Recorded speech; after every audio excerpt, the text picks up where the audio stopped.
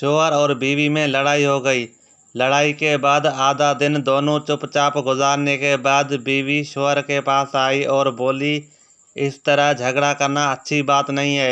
एक काम करते हैं, कुछ मैं समझौता करती हूँ, कुछ आप करें।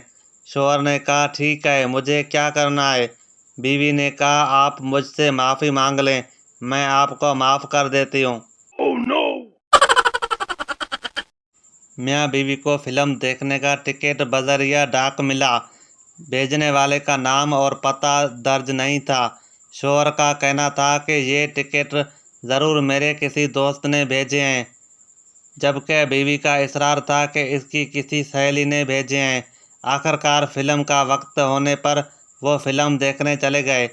जब वो फिल्म देखकर लौटे तो देखा कि घर का सारा सामान गायब था और एक कागज़ पर लिखा था, फिल्म देखने का बहुत बहुत शुक्रिया।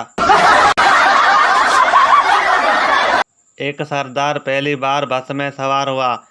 बस जब मंजिल के करीब पहुंची तो एक दरख्त से जा टकराई। सरदार आगे बैठा हुआ था, इसलिए उसे ज़्यादा चोटें आईं। वो हिम्मत करके खड़ा हुआ और माथे से खून साफ करते हुए ड्राइवर से पूछने लगा, भाई साहब, जहाँ दरख्त नहीं होते वहाँ आप बस कैसे रोकते हैं?